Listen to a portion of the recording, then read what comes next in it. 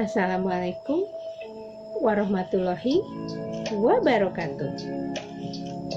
Jumpa lagi bersama Ibu Iis Aisyah Hadiah di kelas PKN. Para peserta didik, dalam kesempatan kali ini kita masih membahas tentang nilai-nilai Pancasila dalam kerangka praktek penyelenggara negara. Sebelum kita belajar, Ibu persilahkan untuk berdoa terlebih dahulu. Terima kasih. Selanjutnya, tujuan pembelajaran diharapkan para peserta didik mampu menunjukkan contoh implementasi nilai-nilai Pancasila dalam penyelenggara pemerintah negara Republik Indonesia. Nilai-nilai Pancasila dalam penyelenggara negara, kita akan membahas dulu tentang sistem nilai dalam Pancasila. Sistem nilai adalah konsep atau gagasan yang menyeluruh mengenai sesuatu yang hidup dalam pikiran seseorang atau sebagian besar anggota masyarakat tentang apa yang dianggap baik. Di sini, sistem dapat diartikan sebagai suatu rangkaian yang saling berkaitan antara nilai yang satu dengan nilai yang lain. Sistem nilai berarti beberapa nilai yang menjadi satu dan bersama-sama menuju pada suatu tujuan. Pancasila mengandung beberapa nilai, yaitu nilai ketuhanan, nilai kemanusiaan, nilai persatuan, permusyawaratan, dan keadilan. Para peserta didik, implementasi Pancasila ada 3. Yang pertama, Pancasila yang termuat dalam pembukaan Undang-Undang Dasar 1945 merupakan landasan bangsa Indonesia yang mengandung 3 tata nilai utama, yaitu dimensi spiritual, dimensi kultural, dan dimensi institusional. Kita akan menjelaskan tentang dimensi spiritual, yaitu mengandung makna bahwa Pancasila, nilai-nilai keimanan, dan ketakwaan kepada Tuhan Yang Maha Esa sebagai landasan seluruh nilai dalam falsafah negara. Dimensi kultural mengandung makna landasan falsafah negara, pandangan hidup negara, dan sebagai dasar negara. Dimensi institusional mengandung makna Pancasila harus menjadi landasan utama dalam mencapai cita-cita tujuan bernegara dalam penyelenggaraan pemerintah. Implementasi Pancasila yang kedua yaitu aktualisasi nilai spiritual. Dalam nilai Pancasila tergambar dalam nilai ketuhanan yang Maha Esa. Kemudian yang ketiga, sila kemanusiaan yang adil dan beradab. Kemudian sila persatuan Indonesia dan sila kerakyatan yang dipimpin oleh hikmah kebijaksanaan dalam permusyawaratan perwakilan merupakan gambaran bagaimana dimensi kultural dan dimensi institusional dijalankan.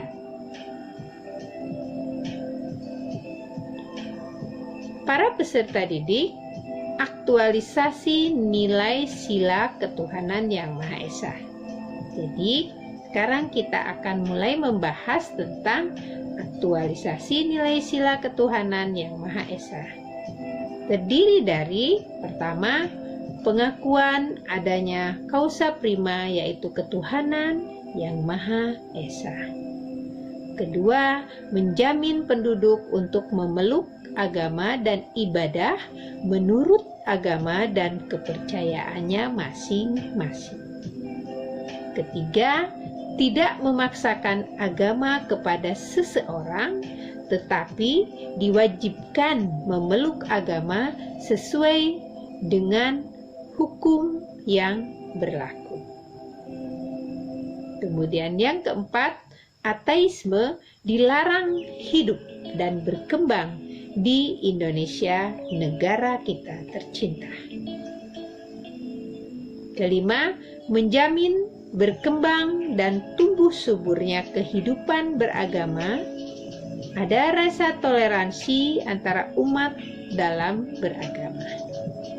Kemudian yang keenam, nilai aktualisasi sila pertama keenam, yaitu negara memfasilitasi bagi tumbuh kembangnya agama dan iman warga negara dan menjadi mediator ketika terjadi konflik antar agama. Peserta didik, aktualisasi nilai sila kemanusiaan yang adil dan beradab. Ada 3 aktualisasi dalam nilai sila kemanusiaan yang adil dan beradab. Yang pertama, menempatkan manusia sesuai dengan hakikatnya sebagai makhluk Tuhan, karena manusia mempunyai sifat universal. Kemudian yang kedua, menjunjung tinggi kemerdekaan sebagai hak segala bangsa. Hal ini juga bersifat universal. Kemudian yang ketiga, mewujudkan keadilan dan peradaban yang tidak lemah, tidak pasif, perlu perurusan dan penegakan hukum yang kuat jika terjadi penyimpangan-penyimpangan, karena keadilan harus direalisasikan dalam kehidupan bermasyarakat. Para peserta didik, aktualisasi nilai sila persatuan Indonesia ini diaktualisasikan menjadi 5. Yang pertama adalah nasionalisme. Kita sebagai bangsa Indonesia harus memiliki sikap nasionalisme. Kemudian yang kedua, cinta terhadap bangsa dan negara. Indonesia adalah tanah air kita, tempat kita dilahirkan, kemudian tumpah darah kita. Tentu saja kita sebagai bangsa Indonesia harus memiliki rasa cinta terhadap bangsa dan tanah air Indonesia. Kemudian yang ketiga, menggalang persatuan dan kesatuan bangsa. Ini sangat diperlukan bagi kita sebagai bangsa yang besar. Kemudian yang keempat, menghilangkan penonjolan kekuatan atau kekuasaan, kemudian keturunan dan perbedaan warna kulit. Ya, kenapa ini harus dilakukan? Karena kita adalah keluarga besar, yaitu keluarga bangsa Indonesia. Jadi semua perbedaan harus kita kesampingkan. Kemudian yang kelima, menumbuhkan rasa senasib dan sepenanggungan. Baik, selanjutnya adalah aktualisasi nilai sila kerakyatan yang dipimpin oleh hikmah kebijaksanaan dalam permusyawaratan perwakilan.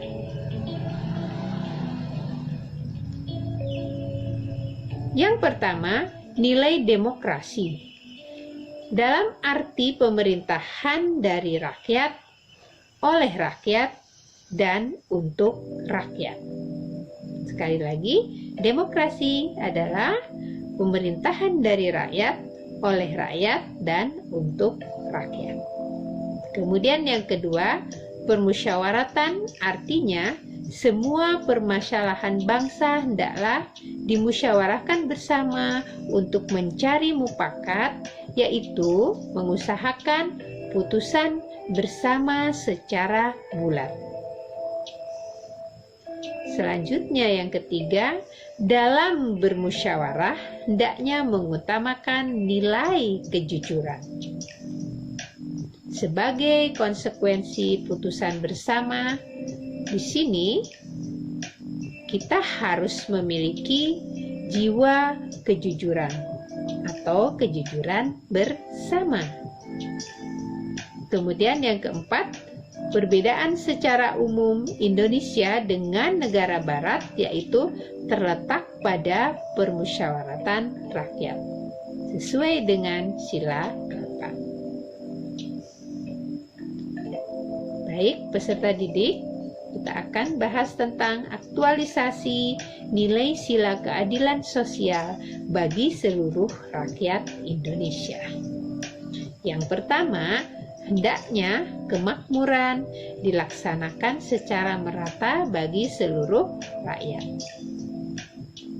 Apabila rakyat kita makmur, negara akan menjadi kuat. Kemudian yang kedua, kekayaan alam hendaknya dipergunakan sebesar-besarnya untuk kepentingan rakyat.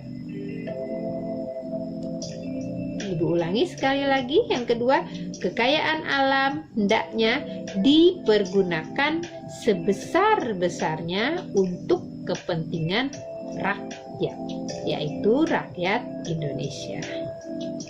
Kemudian yang ketiga, melindungi yang lemah atau miskin agar mendapatkan haknya sebagai bangsa dan menyediakan sebanyak-banyaknya lapangan pekerjaan untuk masyarakat, yaitu untuk masyarakat dan bangsa Indonesia.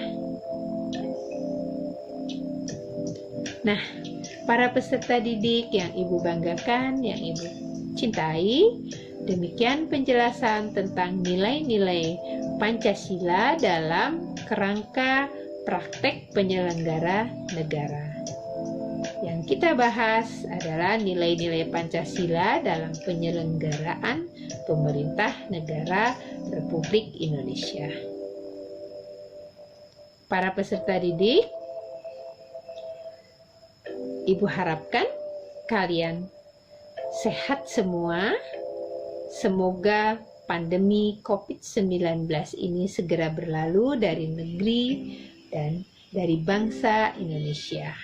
Kita berdoa kepada Allah Subhanahu wa Ta'ala agar pandemi ini cepat berlalu. Jangan lupa kalian harus selalu menjaga kebersihan, kemudian jaga jarak, selalu memakai masker apabila keluar rumah, dan ikuti protokol kesehatan yang sudah ditentukan oleh pemerintah. Demikian pembahasan pada kesempatan kali ini. Billahi taufik wal hidayah. Wassalamualaikum warahmatullahi wabarakatuh.